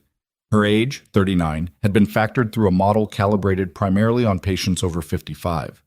Her treatment history had been entered into the system through a regional facility that used a slightly different diagnostic coding standard, and the translation between coding systems had introduced errors that made her profile look like a higher-risk candidate than she was. And the specific procedure that had been denied, a stem cell transplant, had had its outcome data updated significantly in the clinical literature since the original system training, meaning MedLogic had been working from a dataset that underrepresented recent success rates. Diana Hale had not been a long shot. She had been misread. Ethan took the clinical review summary to Olivia personally. He didn't send it through the regular reporting chain. He knocked on her office door at 4 p.m. on a Thursday, and she looked up from whatever she was doing, and he put the folder on her desk and said, "Marcus Hale's wife." She opened it. She read it. She closed it. "Are we sure?" she said. Sousa's team and the external clinical board both confirmed. The coding error alone would have changed her score by 11 points. With the updated procedure data, she would have cleared the threshold comfortably. Olivia sat with this for a moment. Her face did the thing it sometimes did under significant information. Not blankness, but a specific kind of focus, the processing made visible. "He's in pretrial," she said. "Sandra Okafor is his public defender." "I know. I looked it up." She looked at him. "What are you thinking?" "I'm thinking this finding needs to go to his defense team. Officially documented from Novacure, with a statement from the clinical review." "That's not... Philip is going to call this a liability issue. It's an accuracy issue," Ethan said. "The man who threatened you did something wrong, but the underlying reason he was in that garage is documented in this folder. The court should have it." Olivia held his gaze for a long moment. "Draft the statement," she said. "I'll handle Philip." He nodded and went back to his office. The statement went to Marcus Hale's defense team on a Friday afternoon in mid-February. It was 12 pages, thorough, and included Dr. Sousa's full analysis of Diana Hale's case alongside a clinical declaration from the external board member who had reviewed it. Sandra Okafor read it over the weekend. On Monday, she called the case coordinator, whose name was on the cover letter. She'd been given Gestran's direct line, and said she needed to speak to whoever had authorized this. She ended up talking to Ethan. "You understand what this does to the prosecution's narrative," she said. She had a direct, no-preamble manner that Ethan appreciated. "I understand what it does to the facts," he said. "Those aren't the same thing." "I know, but the facts are what they are." A brief pause. "Your company is providing evidence that could significantly mitigate the sentence of the man who threatened your CEO at gunpoint. My company made an error that contributed to the death of his wife. Those two things aren't separate." He paused. "And Olivia Bennett authorized this. You can confirm that with her directly if you need to." Another pause, slightly longer. "Mr. Walker," Okafor said, "in 16 years of public defense work, I have never received a document like this from a corporate entity." "How so?" "Voluntarily, with this level of specificity, without a confidentiality clause." "We didn't attach a confidentiality clause," Ethan confirmed. "I noticed." A brief silence. "I'll be in touch." Mia turned 8.5 on a Sunday in May, which was not a real birthday, but which she had decided to celebrate anyway, on the grounds that 8.5 was numerically interesting, and any excuse to get ice cream was worth pursuing. They went to a place on Irving Street that she had researched with her usual graduate student thoroughness, and she had a scoop of something involving salted caramel and candied walnuts, and Ethan had plain chocolate because he was constitutionally resistant to complexity in desserts, which she had strong opinions about. The caramel would not kill you, she said. The chocolate is fine. You say fine about everything. Everything is usually fine. She ate her ice cream with the focused satisfaction of someone whose research had paid off. They were sitting at a small table near the window, the May evening light coming through at an angle that caught the silver in her earrings, still the star ones, he noticed. She wore them most days. Anthony came to school today, she said. Ethan looked up. Anthony, his case coordinator, had been coordinating with Millbrook Elementary on a separate initiative, a community health information program Ethan had proposed and Olivia had funded aimed at giving families in lower-income school districts information about treatment appeal rights. Anthony had been running it through the school counselor's office. Did he? He talked to the 3rd and 4th grade parents. She was scraping the last of the caramel from the cup with methodical precision. Ms. Osei said 3 parents stayed after to ask questions. She said one of them was the Garcias' dad, and he didn't know he could appeal his wife's denial. Ethan was quiet for a moment. Did he? Did he what? Appeal. Does she know? Ms. Osei said he was going to call your office Monday. Ethan set his chocolate ice cream down. He had not anticipated, or had not fully anticipated anyway, that the community outreach work would come back into his life through his daughter's school, through the same hallways he'd mopped, through parents who sat in the gym for school events, and who existed in the same ordinary geography that he and Mia moved through every day. He had been thinking of the work as happening out there, at a corporate scale, in boardrooms and conference rooms, and on the phone with families in Ohio and Nevada and rural Georgia. He hadn't sufficiently accounted for the fact that the work was also happening 3 blocks from their apartment. Is Mr. Garcia's wife going to be okay? Mia said. She was watching him with the precision she applied to things she actually wanted to understand. I don't know, he said, which was true, and he believed in telling her true things. But someone's going to look at her case. Yes? Because of Anthony coming to school. Because of Anthony coming to school. Because we set that program up. Because people need to know they have options. She nodded. She finished the ice cream. She looked out the window at Irving Street. Is that what you do now? She said. Make sure people know they have options? He thought about it. It was a better description than the formal title. Yes, he said. Mostly that. Good, she said, with the satisfaction of someone who has confirmed a working hypothesis. Can we walk home through the park?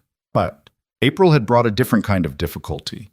A journalist named Carolyn Vance from a national health policy publication had spent 6 weeks investigating Novocure's remediation process and had published a piece in late March that was, by any reasonable measure, more thorough and less adversarial than most corporate crisis coverage. She had interviewed Dr. Souza. She had interviewed 3 affected families. She had interviewed Ethan once in his office, a 45-minute conversation that he had agreed to after consulting with Olivia, and that he had found, in the end, no more uncomfortable than most honest conversations. The piece was largely fair.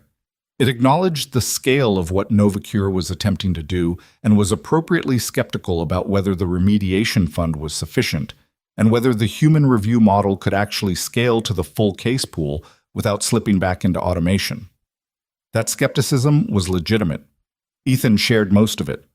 What the piece also did, in its 5th paragraph, was describe Ethan Walker in terms that included the parking garage incident, and that made the implicit argument that Novocure's entire remediation effort was a response to a single dramatic event rather than a genuine reckoning. That Olivia Bennett had changed course not because her company's ethics demanded it, but because a man with a gun had made it personally urgent. Olivia read the piece at 6 in the morning and called him at 6:15. I've seen it, he said before she could speak. I want to respond. I wouldn't. The implication that this is Olivia. He was standing in his kitchen with his coffee, looking out the window at the street below. Is she wrong? A silence. She's not entirely wrong, Olivia said carefully. Then the response to a fair piece is not a rebuttal. It's doing the work. The piece will be replaced by the next piece, and the next piece will be about what we actually did. Another silence. He'd learned by now that her silences had different textures, This one was the processing kind. "You're better at this than I expected," she said. "At what?" "At not needing to control the narrative. I'm not good at that." "I know," he said. "You're better at the narrative than you are at the silence. Most people are." "Is that a criticism?" "It's an observation." A brief pause. "Priya says the case management system is running at full capacity now. We processed 3,200 case reviews last month." I saw the number. "At that rate, we'll clear the original flag sample by end of Q3. End of Q2 if we add 2 more clinical reviewers. I put a staffing request in last week." Philip flagged the budget. "Tell Philip the cost of 2 clinical reviewers for 6 months is approximately equivalent to the settlement exposure from 6 unresolved cases that sit past the statute of limitations window." She was quiet for a second. "You calculated that." "Priya calculated it. I asked her to." "I'll approve the request today." He finished his coffee. Through the window, the city was starting its morning. First buses, first pedestrians, the light changing from gray to something more specific. "Ethan," her voice had shifted slightly, "the board is asking me to define an endpoint for the remediation, a completion date." He set the mug down. "There isn't one," he said. "I know that. I need help making them understand why." The last family call on the flag sample closes the first chapter. The audit expansion, second chapter. The human review framework becoming the permanent operating standard, third chapter. The endpoint is when the new way of working is just the way we work. He paused. "That takes longer than a board presentation." "Yes," she said. "I know." "Tell them that." "I will. I always do better when I say the true thing." A brief pause. "Even when the true thing is inconvenient." Marcus Hale's sentencing was on a Thursday in March. Ethan attended. He had not told anyone from Novacure he was going, including Olivia. He took a personal day and sat in the back of the courtroom in the same dark jacket he wore everywhere, and he watched the proceedings with the attention he brought to things that mattered. Sandra Okafor had done excellent work. The Novacure clinical statement was entered into the record as a mitigating document alongside character references from Marcus's church.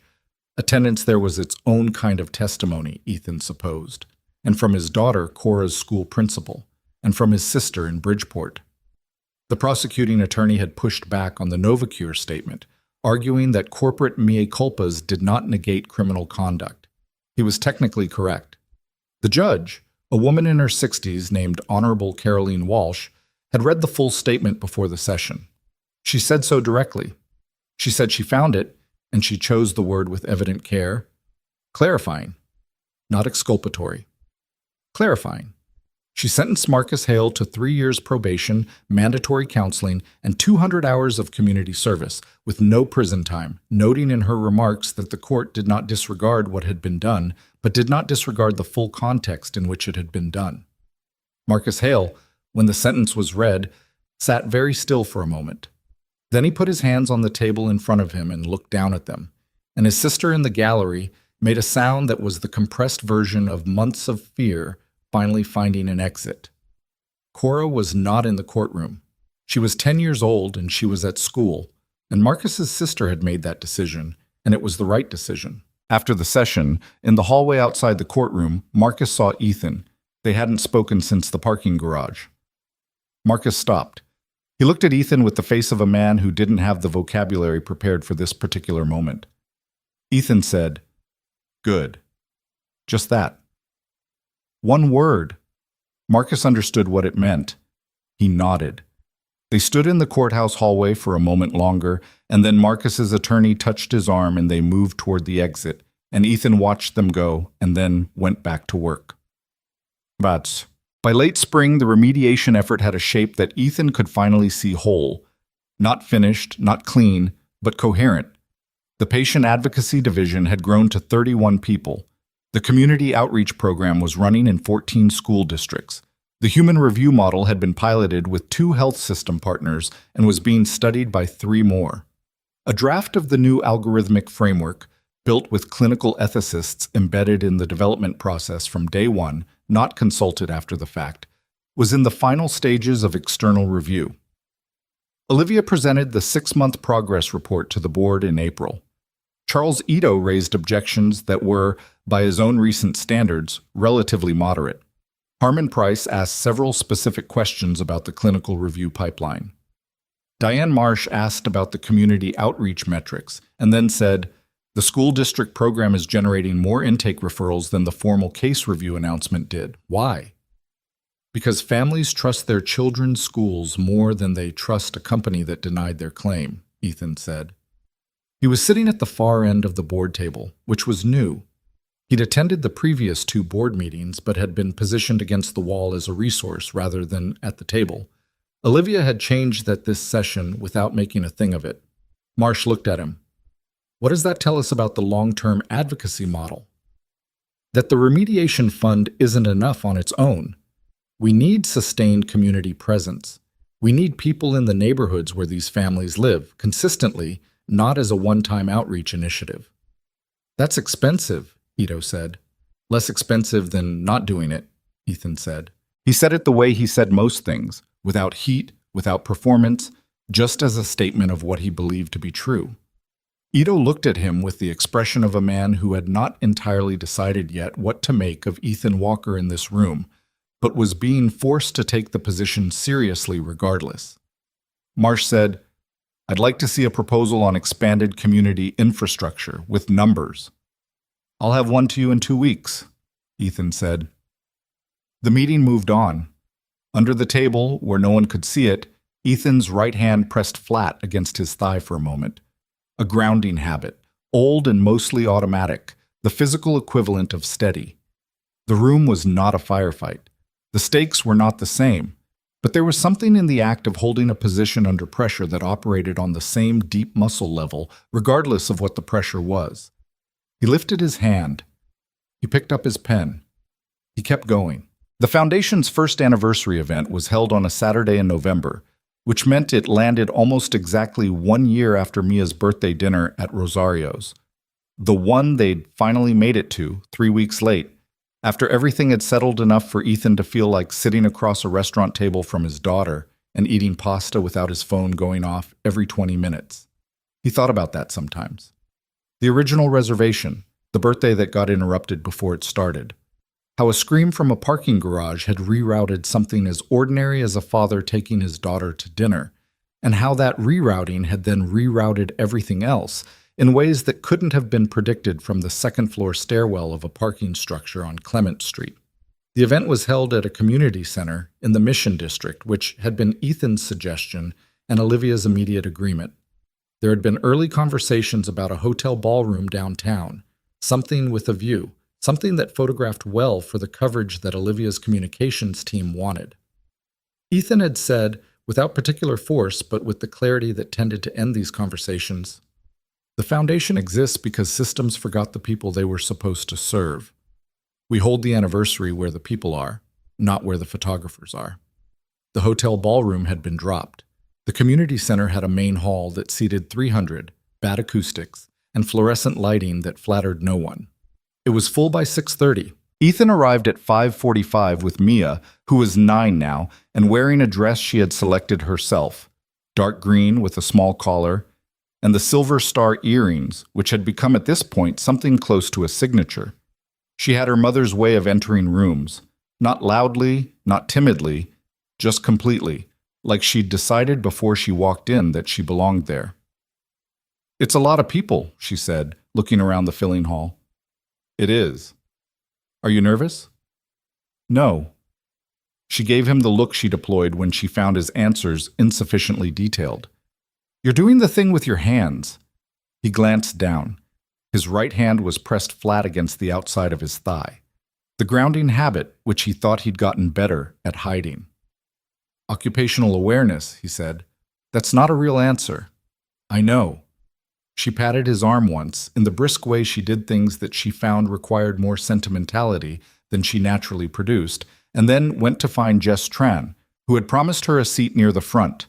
Ethan stood near the door for another minute and watched the room fill. He recognized faces, case coordinators, clinical reviewers, the 2 bioethicists who had become fixtures in the second-floor suite. Patricia Drummond from Ohio, who had flown out at the Foundation's invitation and who Ethan had met in person for the first time last month. A quiet woman in her 60s with her husband's photograph in her wallet and a directness about her grief that he recognized and respected. Anthony, who had made that first call, standing near the water station and talking to a family Ethan didn't recognize. Priya in the corner, somehow managing her laptop at what was supposed to be a social event, which was so entirely in character that it was almost comforting. Diane Marsh was there, which Ethan had not expected. She arrived without announcement, in civilian clothes rather than the boardroom armor she wore to everything professional, and she found a seat in the third row and took out her reading glasses and looked at the program with genuine attention. Ethan caught her eye across the room. She nodded once. He nodded back. Charles Ito had not been invited. That had been a deliberate decision, and Olivia had made it with the same quality of directness she brought to most things now. Not punitive, just accurate. Ito had voted against the remediation, had obstructed the budget process for 7 months, and had never in any conversation with anyone on the advocacy team demonstrated that his opposition had changed. The anniversary was not a reconciliation event. It was a recognition of work done, and the distinction mattered. Robert Kwan had sent a card.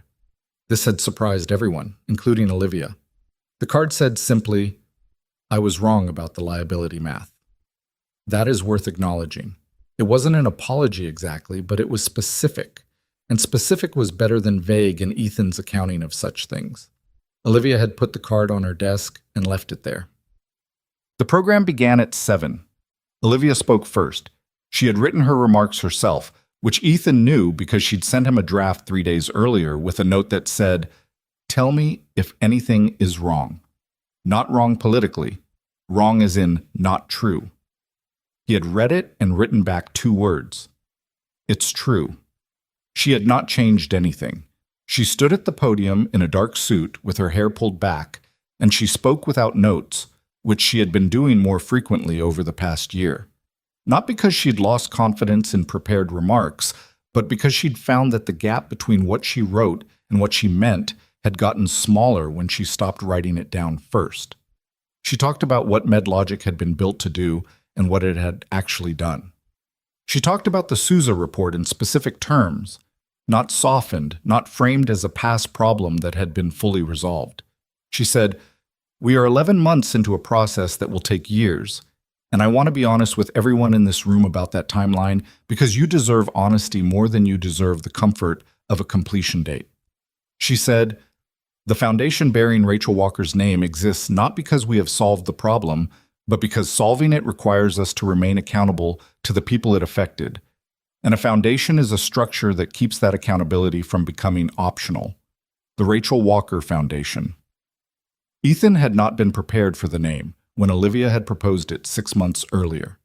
He had sat across from her in her office, and she had put it on the table, simply, without ceremony, the way she put most things. And he had looked out the window at the 47th floor view and not said anything for a long moment. "You don't have to accept it," she had said. "It can be named differently. I just thought—" "No," he said. "It's right." He hadn't explained why, and she hadn't asked. It was right in the same way that certain things are right, not because they're comfortable, but because they're accurate. Rachel had not been a statistic. Naming something after her was a way of saying that every day to everyone who used the name. Olivia finished her remarks and the room applauded, and then Ethan went to the podium. He had written nothing down. He was not a natural public speaker in the sense that he didn't enjoy it and didn't pursue it and found the performance aspect of it slightly absurd. But he had learned over the past year that there was a version of speaking in front of people that wasn't a performance, that was just saying the true thing clearly to people who needed to hear it. He had gotten better at that version. "I'm going to keep this short," he said, "because I'm a better listener than I am a talker. And because most of what needs to be said tonight is better said by the families in this room than by me." He paused.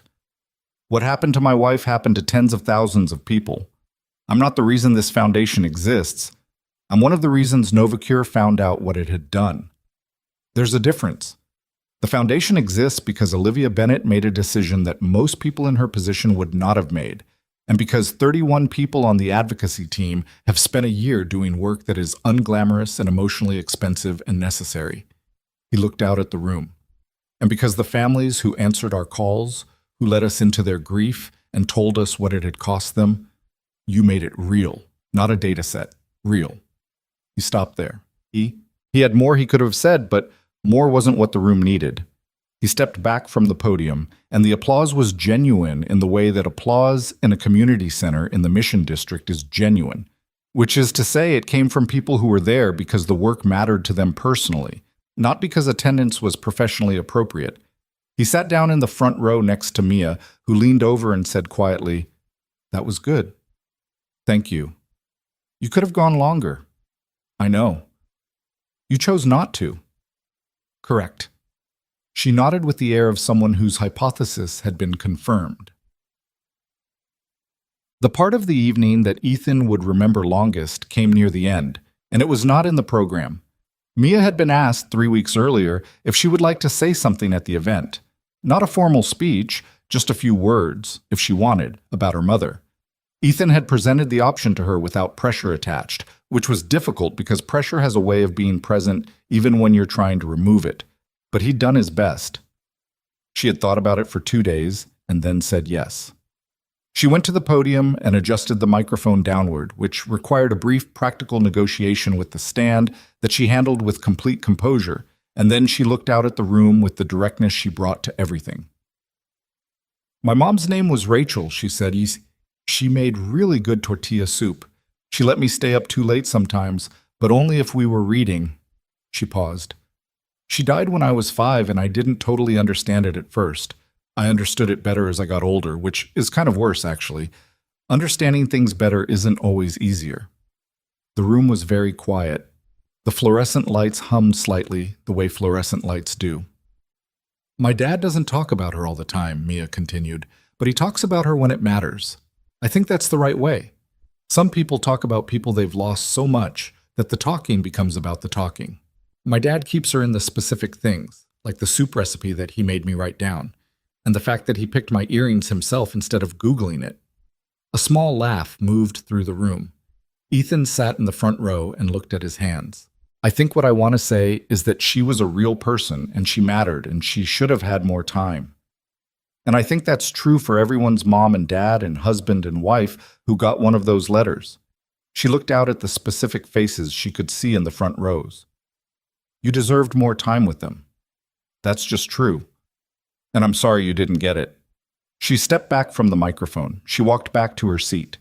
She sat down next to Ethan, and he put his arm around her shoulder, and she leaned into it for exactly 4 seconds.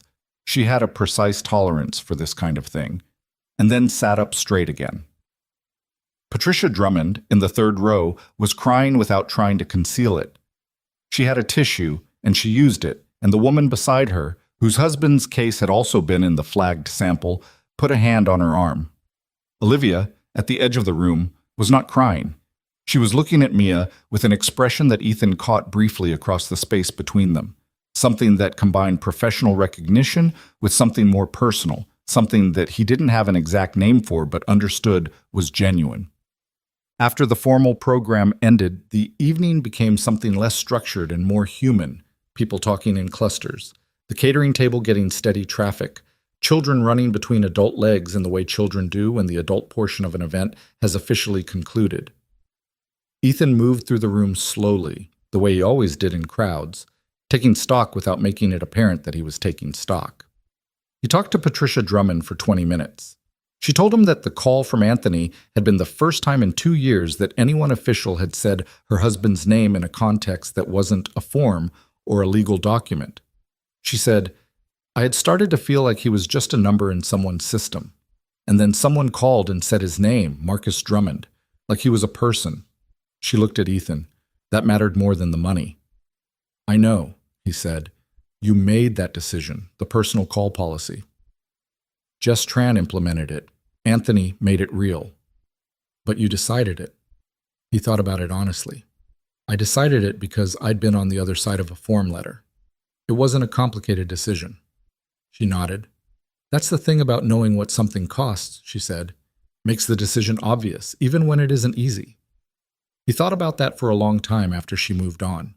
He found Jess Tran near the water station, where she was eating a miniature quiche with the focused efficiency she applied to all nourishment during working events. Food as fuel, consumed in the gaps. She handed him one without being asked.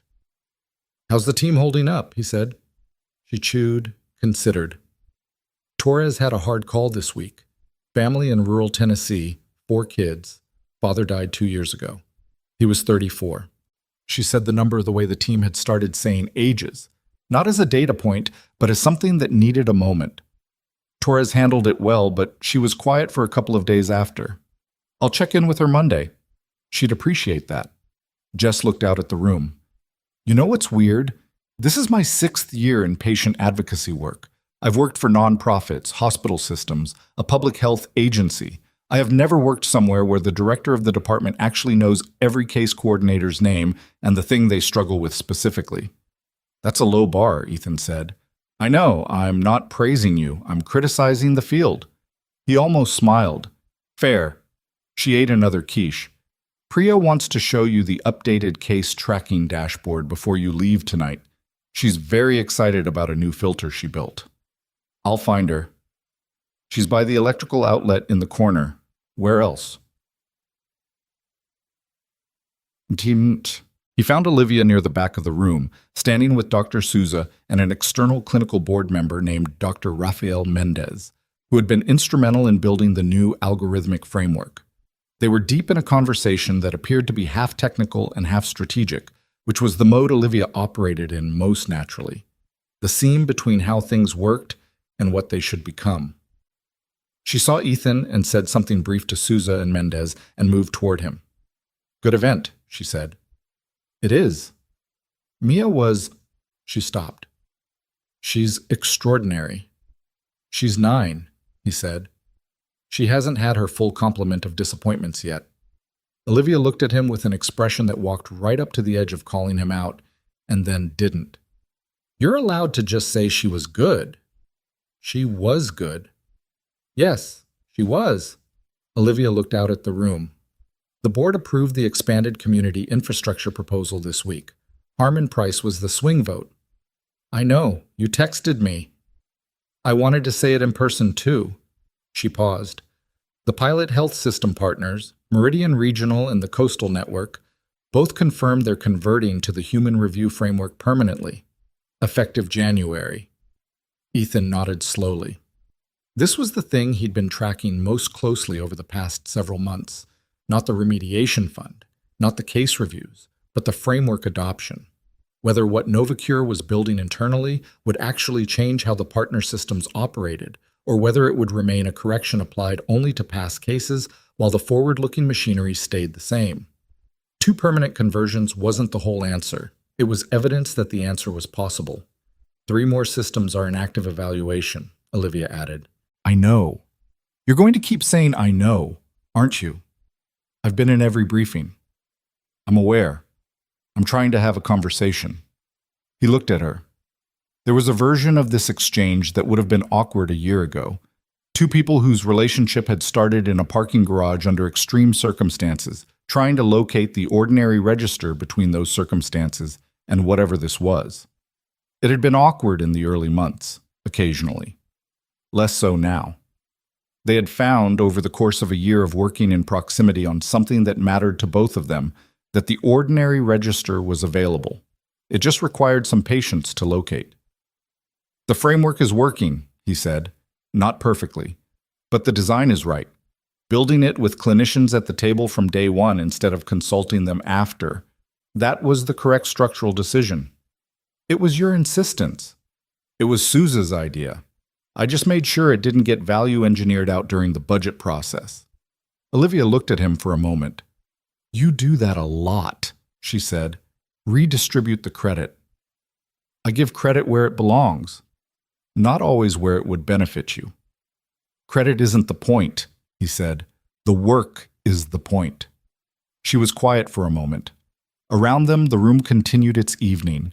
Voices, the clink of glasses, Mia somewhere in the middle distance explaining something to a group of adults with the confidence of someone who had decided expertise was not age-dependent. Can I tell you something that isn't about work? Olivia said. Yes. She looked at her glass. A year ago, I was standing in my kitchen in a ruined suit, reading a case file at midnight and realizing that I had built something I didn't fully understand. Not technically, I understood the technical architecture completely. I mean, what it did to people.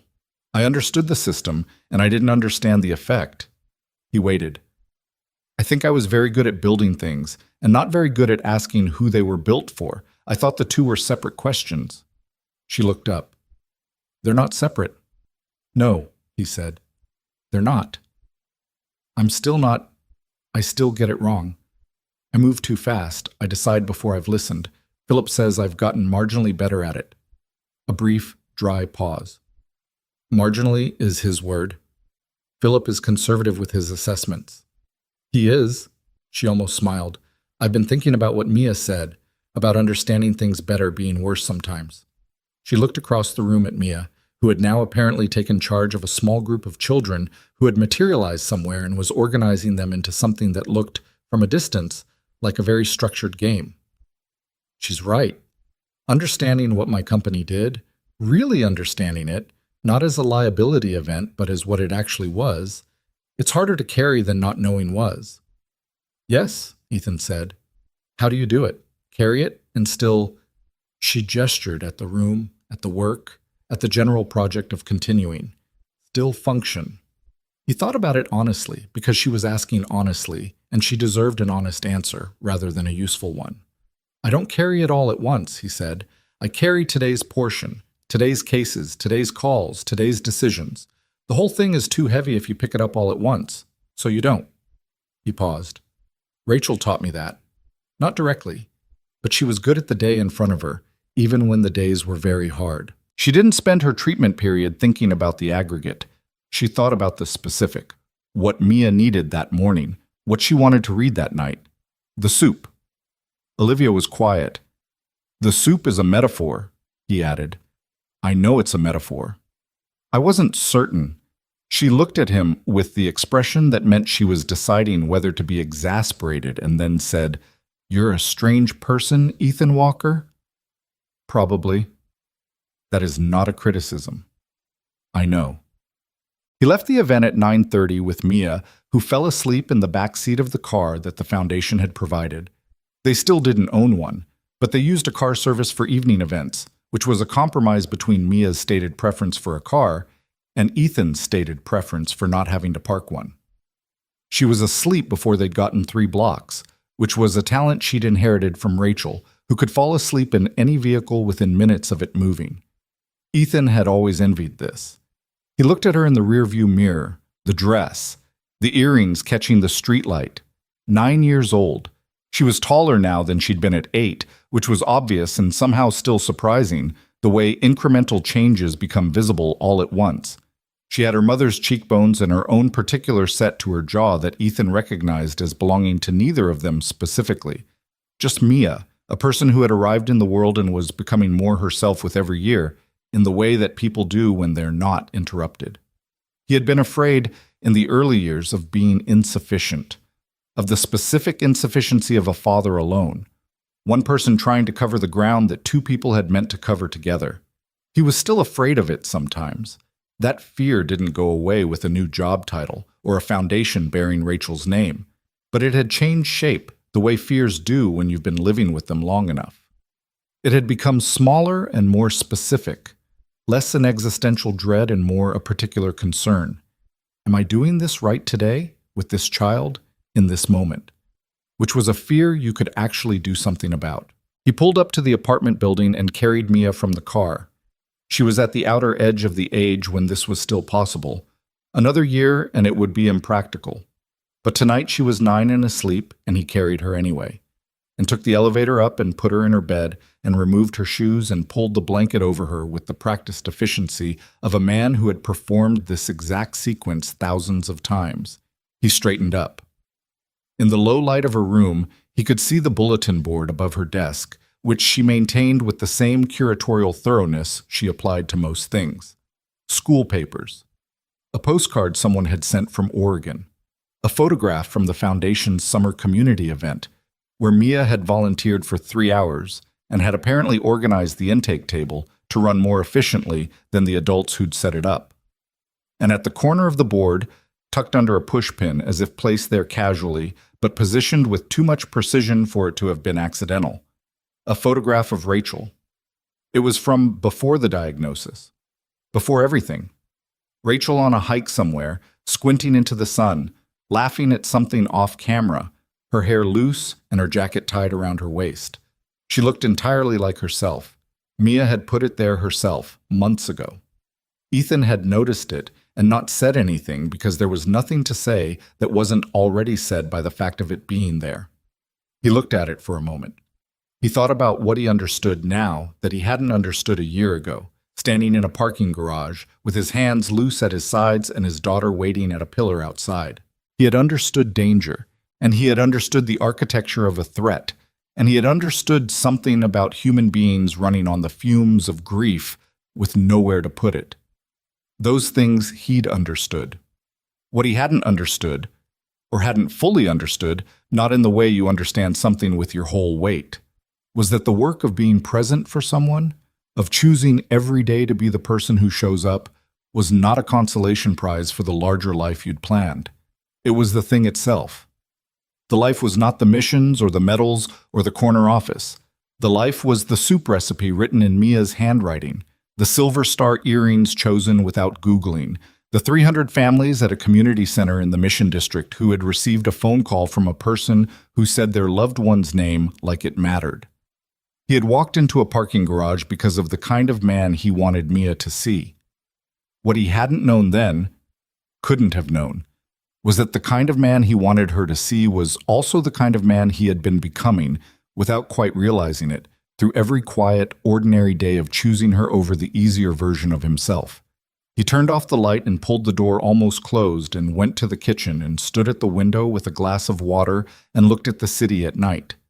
The specific way San Francisco looked from this window, familiar now in the way that only the view from home becomes familiar, absorbed into you at a level below attention. His phone buzzed. A text from Olivia. Priya wants to brief you on the new dashboard Monday at 8 a.m. I told her to wait until 9. You're welcome. He looked at it for a moment, then he typed back, 8 is fine. She worked hard on it. A pause. Then, you're impossible. He set the phone down. He thought about Rachel. Not the illness, not the letters, not the particular weight of the things that had been taken. Just Rachel. The person. The specific and unrepeatable fact of her. The laugh. The tortilla soup. The 3 books every night because the routine mattered more than the energy level. She had been right about that. The routine mattered. The consistency of showing up day after day for the small, unremarkable, necessary things. This was not the gap between meaningful moments. This was what meaning was actually made of. He hadn't needed a parking garage to learn that, but maybe he'd needed it to see it clearly enough to do something with it. He finished the water, he washed the glass and put it away. He turned off the kitchen light and went to bed. Tomorrow Mia had a school project due on ecosystems, which she had already finished and which she had told him was, in her assessment, the best one in the class, which he believed. Tomorrow, the case review team was starting its 3rd phase of outreach calls. Tomorrow, Priya would brief him on the dashboard at 8 a.m. because she had worked hard on it and he was not going to make her wait. Tomorrow was a full day. He slept.